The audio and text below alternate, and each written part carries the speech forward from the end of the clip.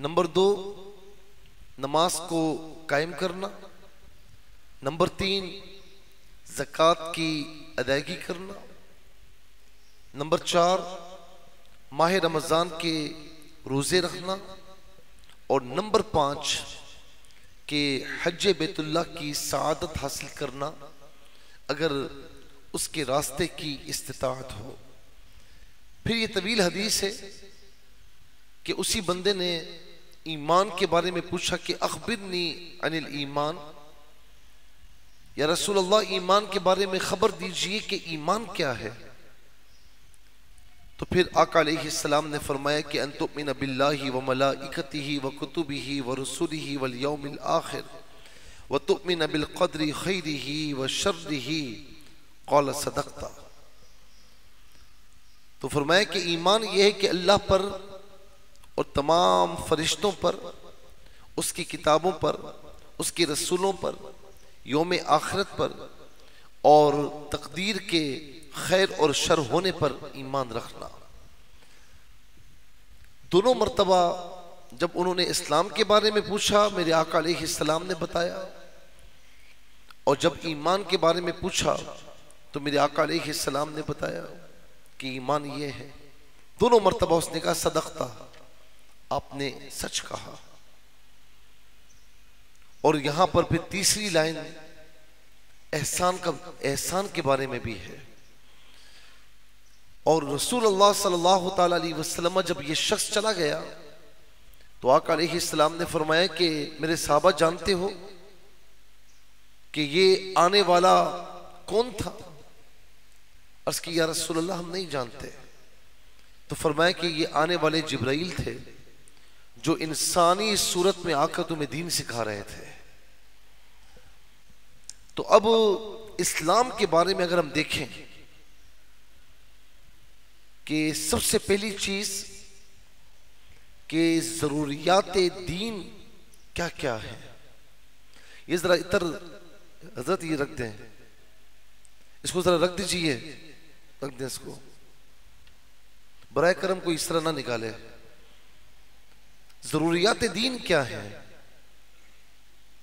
इसको जरा गौर से सुनिएगा कि आजकल इस मामले में बड़े इबाहमात पाए जाते हैं। रंग रंग के मजहबी स्कॉलर्स आकर सोशल मीडिया पर अपनी अपनी बात कर रहे होते हैं। अल्लाह ताला हमें दीन की बात करने की तौफीक बरहमत फरमाए। तो जरूरियात दीन क्या है?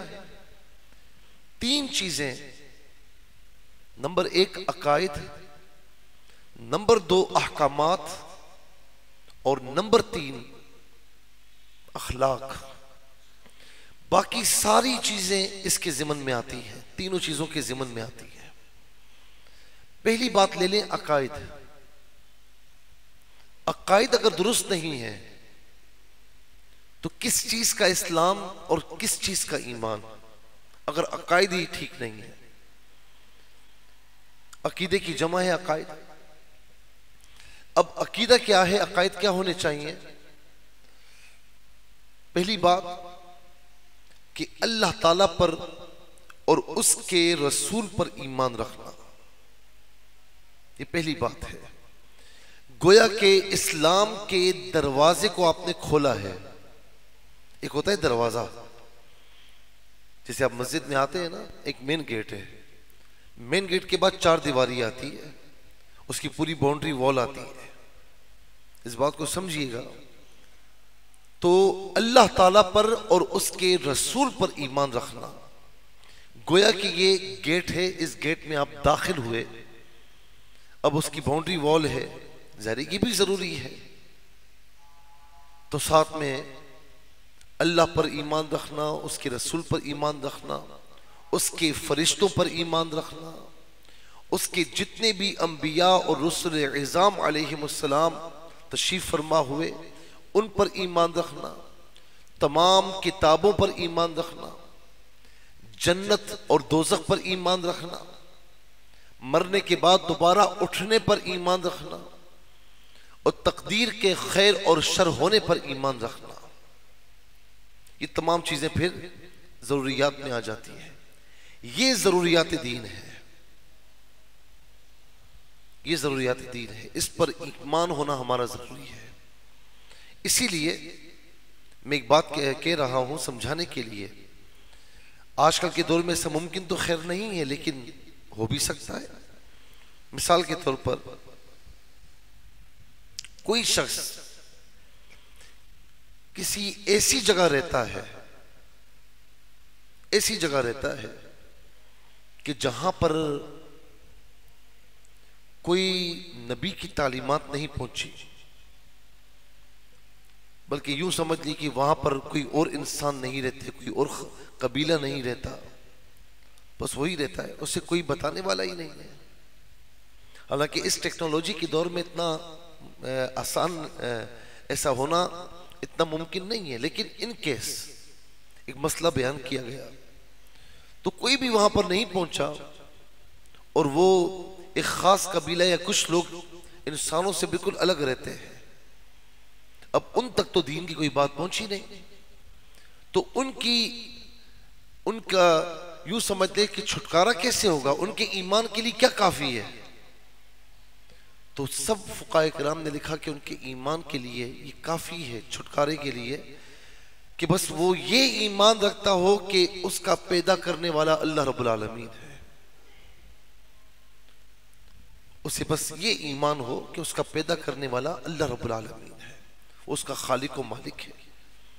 तो अगरचे उसे किसी की तालीमात नहीं पहुंची, उसने किसी को नहीं देखा, तो उसकी नजात के लिए ये काफी हो जाएगा।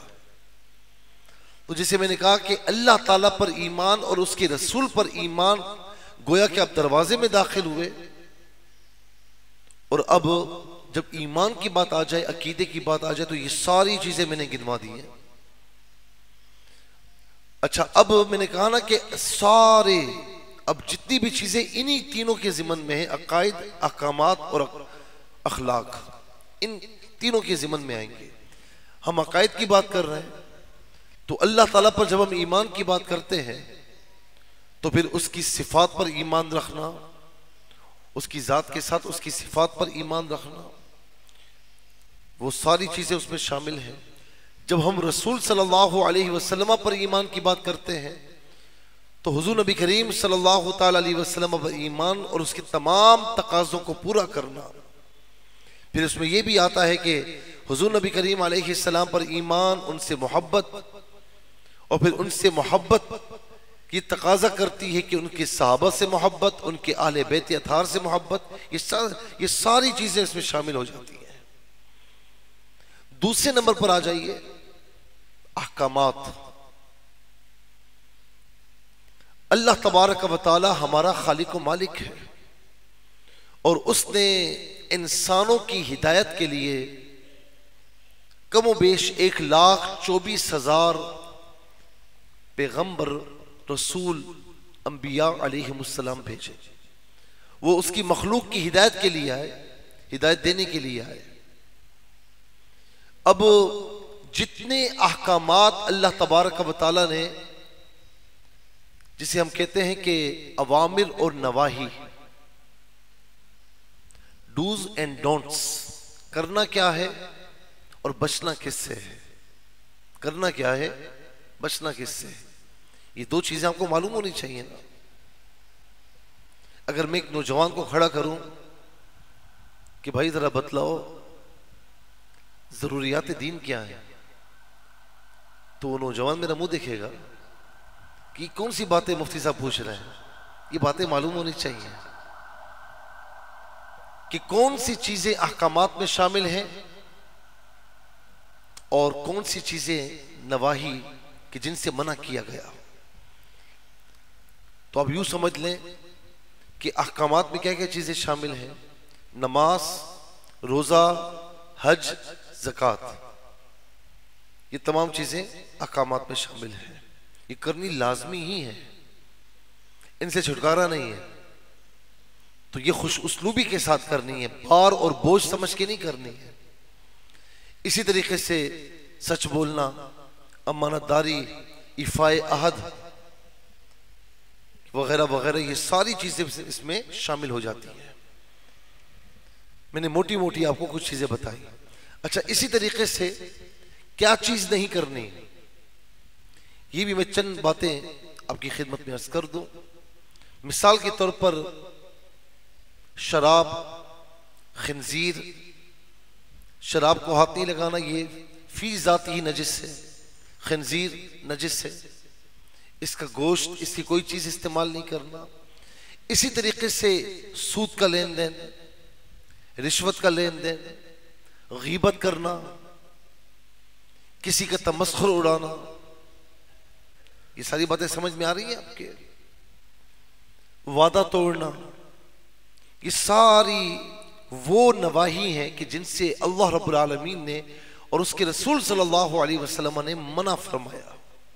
सूद का लेन देन, रिश्वत का लेन देन, झूठ बोलना, खयानत करना, ये सारी मोटी मोटी चीजें, इनसे मना किया गया। अब बाकी सारी चीजें जिनसे मना किया गया वो सब इनके जिम्मन में आती है। जब झूठ कहना मना है ना, तो झूठ ना आप अपने आप से कह सकते हैं, ना किसी और से कह सकते हैं, ना कारोबार में झूठ बोल सकते हैं, ना नौकरी पर झूठ बोल सकते हैं। अब ये सारी चीजें मना हो गई ना। वादा तोड़ना मना है, तो वादा अपने आप से भी ना तोड़े, किसी और से वादा करे वो भी ना तोड़े। एक मुल्क का मुल्क के साथ मामला, वहां भी वादा तोड़ने से मना किया गया। खयानत नहीं करनी तो अपने साथ भी नहीं करनी, दूसरे के साथ भी नहीं करनी, यानी इनफिरादी तौर पर भी और इज्तिमाई तौर पर भी खयानत नहीं करनी। रिश्वत का लेन देन चाहे वो कहीं पर भी हो, सूद का लेन देन चाहे कहीं पर भी हो, नहीं करना। ये सारी चीजें वो हैं कि जो शुरू से हर दीन में इनसे मना किया गया है। ये सारी वो चीजें हैं। तीसरी चीज है अखलाक। अब अखलाक में क्या चीजें आती हैं? हुकूकुल इबाद के मामलात, वालिदैन के साथ मामलात कैसे होने चाहिए, इसी तरीके से आपके मामलात बहन भाइयों के साथ क्या होने चाहिए, अपने दोस्त अहबाब के साथ क्या होने चाहिए, इसी तरह आस पड़ोस के साथ आपके मामलात क्या होने चाहिए, आप जहां पर काम करते हैं वहां पर क्या मामलात होने चाहिए। अखलाकियात पर भी इस्लाम ने बड़ा जोर दिया है। हुज़ूर नबी करीम अलैहिस्सलाम ने फरमाया ना कि तुम में से बेहतरीन शख्स वो है कि जिसके अखलाक बेहतरीन है, जिसके अखलाक बेहतरीन है। अखलाक नहीं है तो आप क्या खाक किसी को मुतासिर करेंगे अपनी जात से या दीन इस्लाम से? किसी गैर को मुतासिर करना है तो किससे करेंगे? तो ये बिहेवियर, आपका जो सेल्फ बिहेवियर है, ये ऑटोमेटिकली दुरुस्त होना चाहिए। और मैं इस पर पहले बयान कर चुका हूं कि अपने अंदर को पाक कर लीजिए। बर्तन में जो भरा हुआ होता है ना, उंडेलने पर वही गिरता है। शराब खुदा ना खास्ता भरी हुई होगी तो वो गिरेगी, पानी होगा वो गिरेगा, दूध होगा वो गिरेगा। अंदर को साफ कर लीजिए ताकि आपकी जबान जब चले तो साफ साफ चीजें इसमें से निकलना शुरू हो जाए। गंदी चीजें होंगी तो गंदी बातें, गालम गलोच, झूठ, ये सारी चीजें निकलना शुरू हो जाएंगी। तो तीन चीजें जो मैंने आपकी खिदमत में अर्ज की है, मोटी मोटी बातें अर्ज की हैं जो आपकी समझ में आ जाए।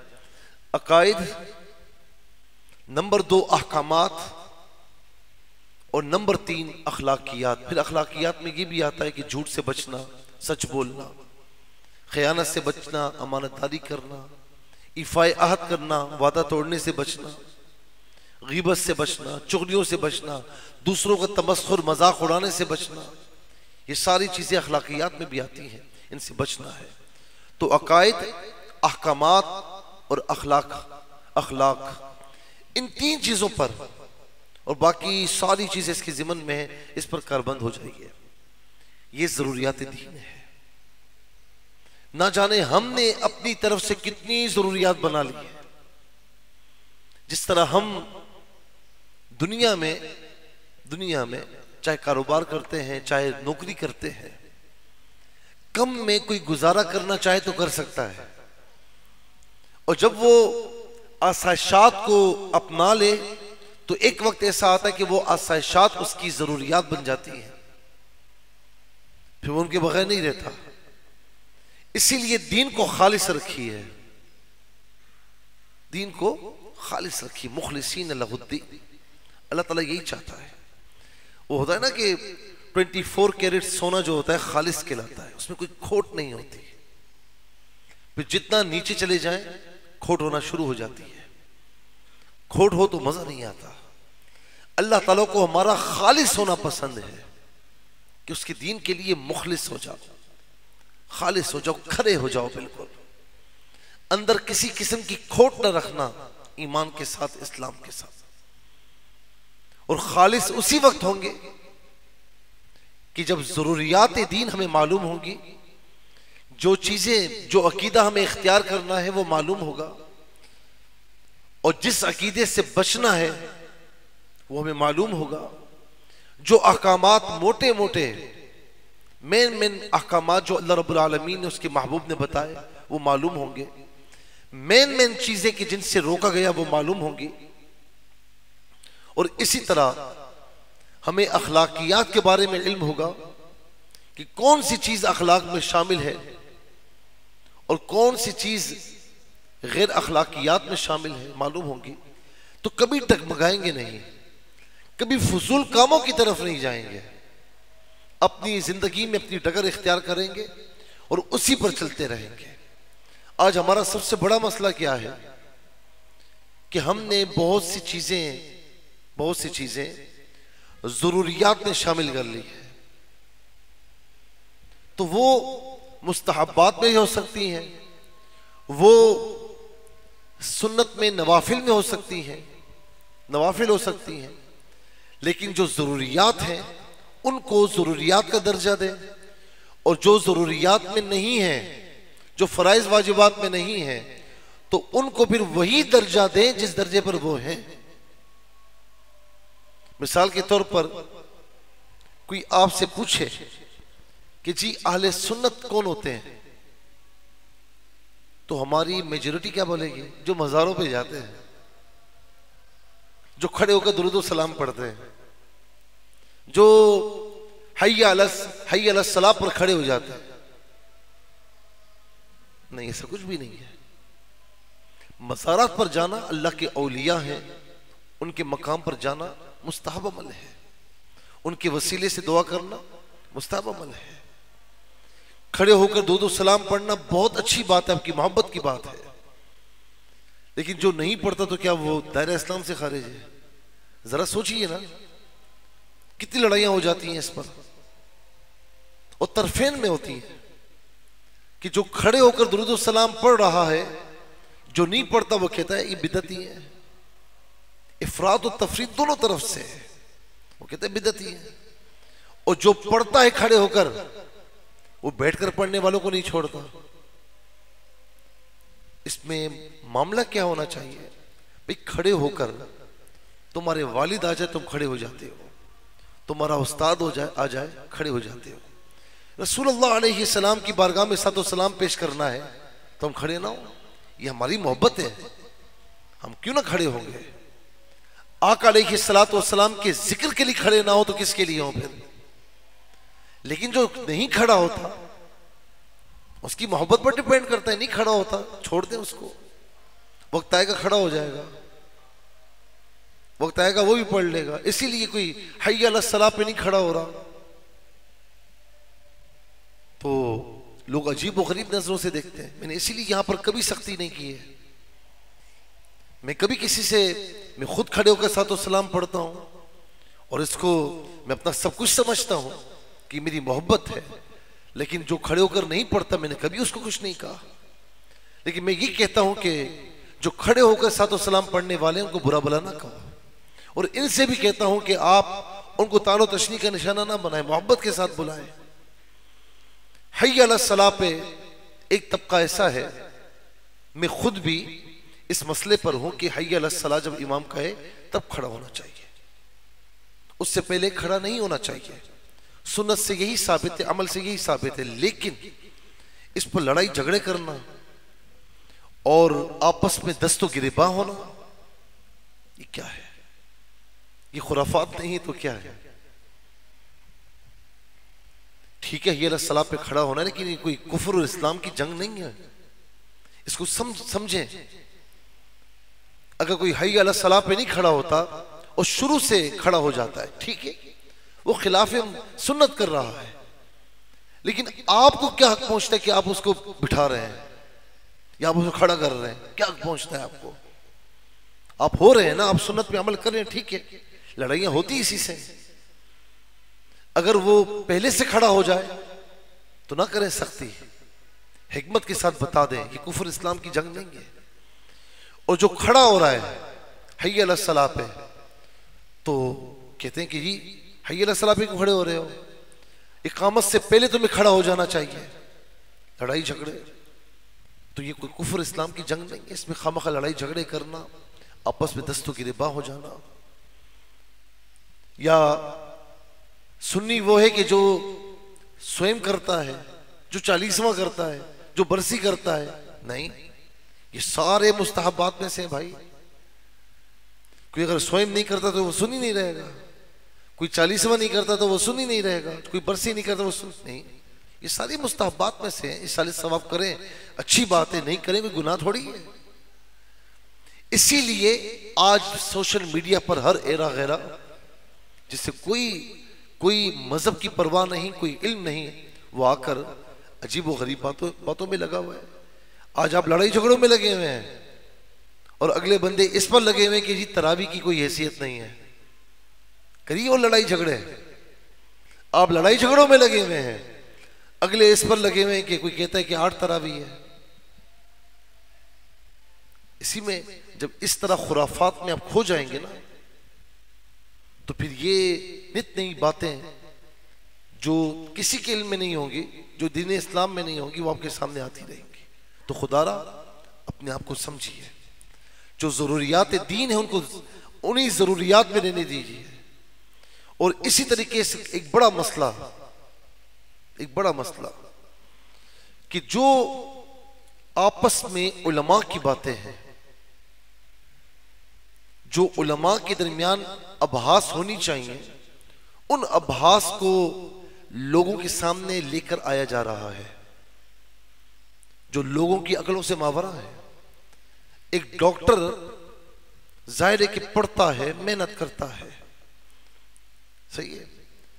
अब मरीज उसके पास आता है तो मरीज को वही थोड़ी कहता है कि मैंने ये पढ़ा, फलां किताब में ये लिखा हुआ है, फलां जगह। मरीज कहता है पेट में दर्द है, दवा लिख के देता है। वो मरीज को नहीं बता कि फलां किताब में लिखी हुई दवा मैंने पढ़ी थी, ठीक है ना। इसीलिए आप जब मसला पूछने के लिए आते हैं, दीनी जो दीन का एक्सपर्ट होता है, आलिम दीन है, वो आपको बता देगा आप ये कर लें, ठीक है ना। तफसील पूछनी अकेले में बैठ जाए। लेकिन उलमा की जो अबहास है वो इस वक्त जबान ज़दे आम आई हुई है। मिसाल के तौर पर आज हम इस बात में लगे हुए हैं कि मौला अली अल मुर्तदा रज़ियल्लाहु ताला अन्हु अफजल है या हज़रत अमीर मुआविया रज़ियल्लाहु ताला अन्हु। मवाज़नों में लगे हुए। अहले बैत अतहार अफजल है या सहाबा इकराम अफजल है, ये दौड़ लगी हुई है। और रसूलुल्लाह सल्लल्लाहु अलैहि वसल्लम ने सहाबा को सितारों की मानंद कहा और अहले बैत अतहार को कश्ती नूह फरमाया। जब मेरे आका अलैहिस्सलातु वस्सलाम की दोनों जमातें हैं तो बात खत्म हो गई। मेरे आका ने मवाजना नहीं फरमाया। तालीम ये दी कि इनसे भी मोहब्बत करनी है, इनसे भी मोहब्बत करनी है। सहाबा किराम नफ्स सहाबियत में सारे सहाबा हैं, लेकिन जब दरजात की बात आएगी तो सय्यदुना सिद्दीक़ अकबर रज़ियल्लाहु ताला अन्हु, फिर फारूक आज़म रज़ियल्लाहु ताला अन्हु, फिर उस्मान गनी, फिर मौला अली अल मुर्तदा रज़ियल्लाहु ताला अन्हु, ये सारे दरजात हैं। लेकिन इतनी बात याद रखें कि मौला अली अल मुर्तदा रज़ियल्लाहु ताला अन्हु और हज़रत अमीर मुआविया रज़ियल्लाहु ताला अन्हु कोई मवाज़ना नहीं कर सकता। दरजात के एतबार से मौला अली रज़ियल्लाहु ताला अन्हु का दर्जा बहुत बुलंद है, लेकिन अमीर मुआविया रज़ियल्लाहु ताला अन्हु किसी को ये इजाजत ही नहीं है कि वो उनके बारे में कोई उंगली उठाए। सहाबी है, बात खत्म हो गई रज़ियल्लाहु ताला अन्हु। और हमारी इज्जत उनके कदमों की खाक पर कुर्बान हो जाए। जब हम जरूरी काम छोड़ देते हैं ना तो फिर हम उल्टे सीधे कामों में पड़ जाते हैं। जब हमने जरूरियात दीन को छोड़ा तो उल्टी सीधी चीजों में पड़े हुए हैं। अल्लाह रब्बुल आलमीन हम सबको खुराफात से महफूज फरमाए, जरूरियात दीन पर अमल पेरा होने की तौफीक नसीब फरमाए। आमीन बिजाहि नबी अमीन। वमा अलैहि।